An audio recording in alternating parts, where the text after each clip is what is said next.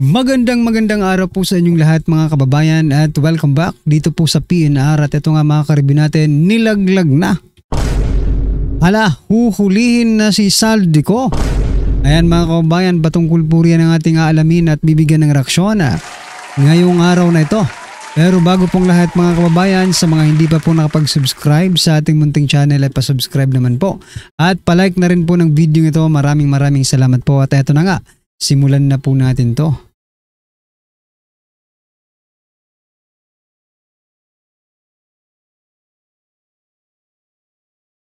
So yan mga kababayan, bago po natin simulang i-play ang video ito, pasadahan po muna natin ang mga nagte-trending na mga balita dito po sa mundo ng social media. Nako, eto mga kababayan, aray ko po, ha? Eto po ang balita, eto binanatan ng US State Department ang Pilipinas sa korupsyon at mahal na gastos sa kuryente na nakakadismaya sa mga investors. Ayan mga kababayan, lumabas na ang katotohanan. Ano ba? Magkano ba yung travel fund? Magkano po ba yung hinihinging travel fund ni President Bongbong Marcos Jr.? 1 billion ba yun? 1 billion travel fund? Correct me if I'm wrong mga kababayan, kasi baka mas malaki pa sa 1 billion ang hinihingi nila na magiging useless lang. Diba? Mas malaki pa po sa pondo ng isang vice presidente ang travel fund ng isang presidente na si President Bongbong Marcos Jr. Tapos ganito na agad ang impression ng ating mga karatig bansa, di ba? Eto nga matalik na kaibigan, matalik na kasangga ng Pilipinas, no? Binanatan pa rin ang Pilipinas dahil sa korupsyon. US po ang nagsabi niya na binanatan ng US State Department ang Pilipinas sa korupsyon at mahal na gastos sa kuryente na di umano ay nakakadismasya sa mga investors. Nako, wag ka nang mag-travel. Useless. Wala kang makukuhang investors sa President Bongbong Marcos Jr. Kasi ito, inuunahan ka na ng US no? Ayusin mo muna, tama? 'Di ba? Bago ka mag-encourage, no? Bago mo sila papuntahin dito sa Pilipinas, no? Ayusin mo muna ang bansa natin sa korupsyon at mahal na kuryente. Binibigyan ka na ng tips, no? Ng US for us na maka-gain ng investors, no? Ayusin mong korupsyon at kuryente ng ating bansa, di ba? Anyway, ano po ang inyong masasabi dyan mga kababayan? I-comment nyo na lang at eto, pasadahan po natin to. Nako, eto si Remulla. Sabi po ni Remulla mga kababayan, Saldico, malabo na umanong bumalik ng Pilipinas ayon kay Justice Secretary Remulla. Ang tanong, ganun na lang ba yun? May pananagutan po siya sa Pilipinas, DOJ Secretary Boying Remulla. Hindi nyo ba kayang gawin yung ginawa ninyo kay former Congressman Arnolfo Teves? Di ba? Hindi nyo ba yun kayang gawin kay Saldico? Hindi nyo ba pwedeng gawin yung ginawa ninyo kay former President Duterte? Di ba? Sabi nga ni Vice President Sara Duterte, hindi nila kayang kidnapin si Saldico. Bakit DOJ Secretary Boying Remulla? Natatakot ka rin ba? Nako po. Sabi po dito sa balita, para kay DOJ Secretary Boying Remulla, wag nang asahang babalik pa ng Pilipinas. Aba, tingnan niyo yan Ay nako. Wag nang asahang babalik pa ng Pilipinas si Representative Saldico matapos nitong magbitiw sa posisyon na at mabahiran ng mabibigat na aligasyon. Ayan, no? Kung sakali mang magpakita, ombudsman na raw ang tamang lugar para sagutin ang mga issue laban sa kanya. Anya, I don't expect Saldico to come home. I mean, the way that everything is right now. The way that everything is right now? Tama. Nako po. Mga kababayan, DOJ DOJ na po ang nagsabi niya na hindi na uuwi sa saldi ko. At baliwala lang sa kanila dahil ombudsman naman ang may pananagutan. I mean, sa ombudsman naman daw mananagot. Hindi ba pwedeng tumulong kayo? Di ba? Hindi ba pwedeng tulungan nyo naman na makuha? Kayo po ang kayo po ang may hawak. Di ba? Kayo ang may koneksyon. Ha? Oh. Kasi hawak nilang immigration. Oh, yung sino yung natin ngayon? Department of Foreign Affairs natin. Ha? Patulong naman po. Ha? Patuntun naman po kung nasaan na si Saldico. Nako po, bilyonis po ang nayutak kayo. Si former President Duterte, uni isang piso walang ninakaw sa ating bansa pero ginanon nyo. Eto billions ang ninakaw. Pero okay lang sa inyo. Aray ko po. Anyway, eto pa mga kababayan. Nako, eto talagang matindi ngayon no? Sabi nga ng nag-comment kanina, no? Sa last vlog natin, iba naman daw ang ginagawa. Iba ang sinasabi, iba ang ginagawa. Alam nyo, sino bang ganyan? Iba yung sinasabi at iba naman yung ginagawa. Si President Bongbong Marcos Jr., baka ginagaya lang ni Lacson. Si President Bongbong Marcos Jr. Ito po ang pahayag ni Lacson. We will go where the evidence lead us. Nobody is being targeted. Neither will anyone be shielded or spared. Yan na. Pero tama nga yung nag-comment. Iba yung sinasabi, iba naman po yung ginagawa. Idol, baka idol po nito yung si President Bongbong Marcos Jr. Iba yung sinasabi sa ginagawa. Nako po. You know what mga kababayan? Ito ang nakikita ko sa pamahalang ito. In the first 3 years ng termino po ni President Bongbong Marcos Jr., hinayaan niya po na gumawa ng kalokohan ang kanyang gobyerno. Tapos, yung last 3 years naman po, parang gagawin, eto nakikita naman natin, no? Parang yung ginagawa nila ay to fix everything na magmukha po silang, hero, magbaging bayani sila sa atin kasi sila ang gumagawa ng paraan para mawakasan ang korupsyon. But no, mga kaubayan. Isipin po ninyo, sila ang gumawa. Sila rin ang magsusolusyon. Diba? Kung in the very first place, no, sa simula ng administrasyon ninyo, ginawa nyo na para i-correct ang lahat, di ba? Labanan ng korupsyon. Mas maganda sanang tingnan. Pero eto, drama. Ang lumalabas, nagdadrama kayong lahat Sabi ko nga kanina sa last vlog natin, instead na maging part kayo ng solution, kayong mga politiko, kayong lahat, instead na maging part kayo ng solution, now you are being part of the problem. Diba? Sino pa ang magsusolusyon kung yung mga solutions, kung ano bang tawag sa kanila, kung yung mga dapat magsusolusyon, sila ang pinoproblema ngayon. Nako po, hindi ba kaya dapat mag-resign na lang kayong lahat? Agad tayo? Magpalit na tayo ng magpalit na agad tayo. Kasi mga problemado na ito Ginagawa nila ngayon, sila patuloy ang pabida kung titingnan natin, di ba? Pero sila rin naman ang gumagawa. Anyway, ito nga po ang pahayag ni Senator J.V. Ejercito, mga kaubayan. Pakinggan po natin to. Sabi po, sino ba nagsimula ng modus na ito? Oo nga sino ba? Ito, pakinggan po natin to.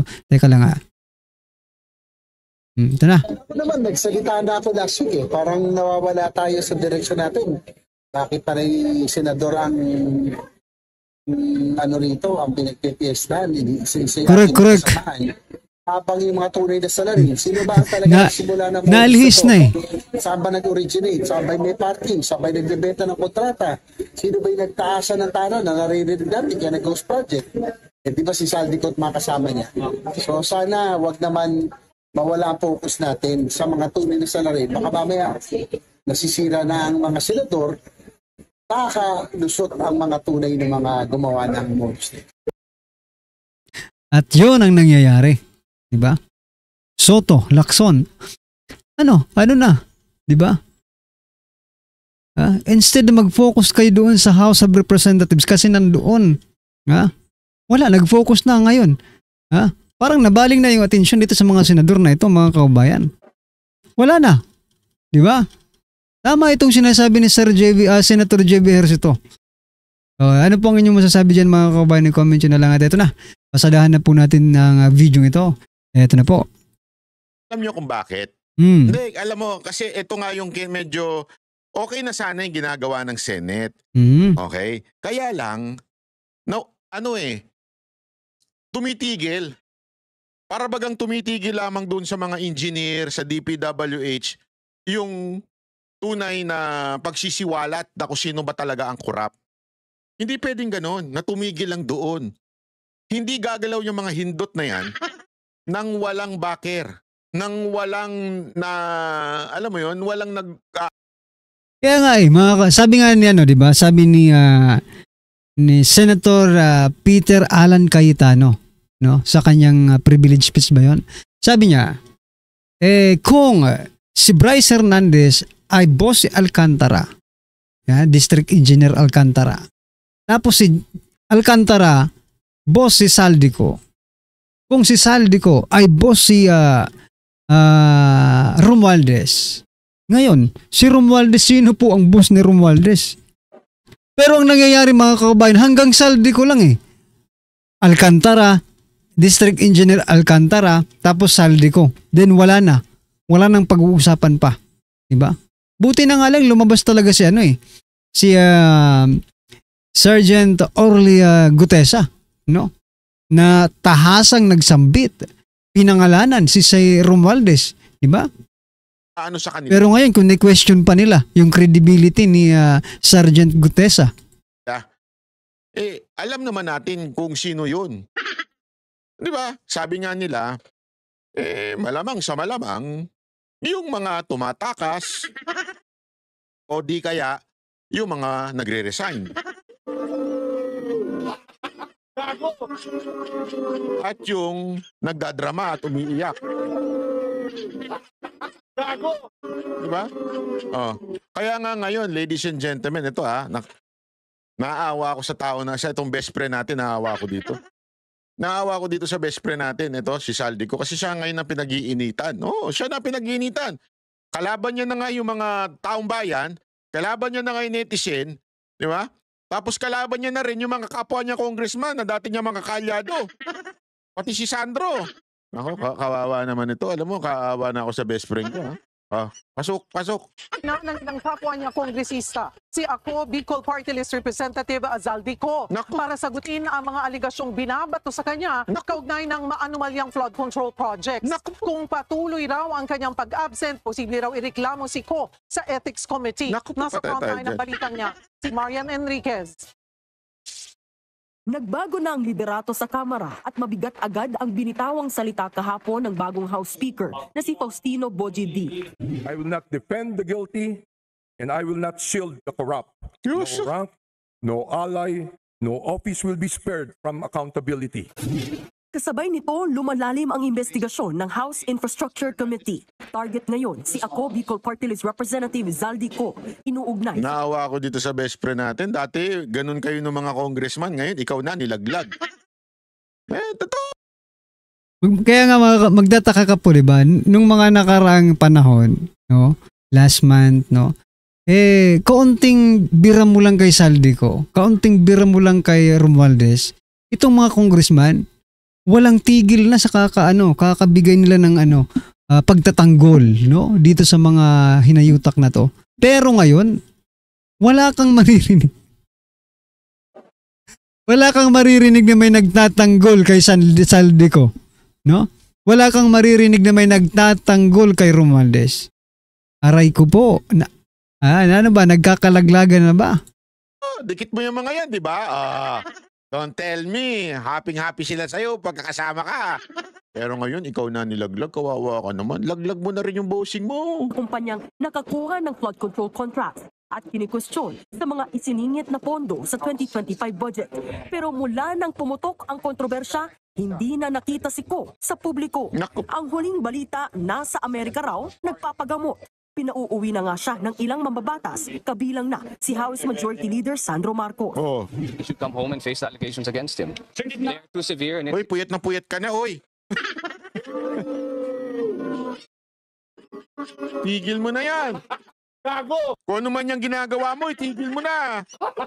Gago! Puyat ka na, toy. Anong ibig niyo sabihin, Banat Bay? May ginagawa siyang ano? Oo, malay mo. Nagmamarathon sa Netflix yan. Kaya hindi nakakatulog sa gabi, kayo naman. Makahusga naman Baka mahilig sa K-drama to eh. Alam niyo naman po, mga K-drama, ilang episodes yan, di ba? Nako, yari na. kayo, maka-judge naman kayo, mga judgmental kayo. Nanonood lang naman siya ng Netflix. Gago! Di ba? Kayo talaga, oo. it's dragging the house in the mud. Babala ni Congressman Sandro, pwedeng ireklamo si Ko sa Ethics Committee dahil sa patuloy na pag-absent. Ganyan din ang pananaw ni ML Party List Representative Leila De Lima. Alamin ho natin, talaga bang nasa US siya o wala na po siya sa US? Kasi meron po tayong informasyon na wala na daw po sa US. Naku po, patay Let's give ka. him a chance na Alam, hindi kaya sa Switzerland?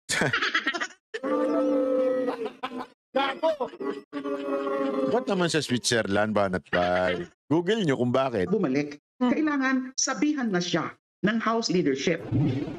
Para malaman kung totoo bang nagpapa-medical treatment sa Amerika si Ko, dapat siyang hinga ng medical certificate ayon kay Navota City Representative Toby Chanco. Hanggat hindi siya pinauuwi, ang impression ng tao, ang isip ng tao ay pinoproteksyonan siya ng House of Representatives. Naku po, patay ka Dapat gumawa talaga. tayo ng more proactive action na pakita na talagang sinisikap. Laglag na laglag ka, pakawawa ka naman, ano? So yan mga kabayan, pero eto nag-resign na nga itong si Saldico. Pero what I'm trying to point out mga karibin natin, no? Kasi naalala nyo naman yung nangyari po kay Congressman Arnie Teves, di ba? Absent din yun eh. Kaya nga tinanggal yun kasi hindi na pumapasok, di ba? Ngayon, yung nangyayari po kay former Congressman Arnie Teves, yun din po ang nangyayari dito kay Saldico. Ngayon, maniniwala na lang ba tayo dito kay sino ba ito? Buying Rimulya? No? Na bahala na lang ang ombudsman? Hindi nila, I think DOJ gumalaw kayo noong panahon ni ni Congressman former Congressman Arnie Teves. Bakit hindi niyo po gawin ngayon? Diba? Ayan mga kabayan, ano po ang inyong opinion, reaction patungkol po sa video ito? Comment nyo na lang po sa baba. Maraming salamat po.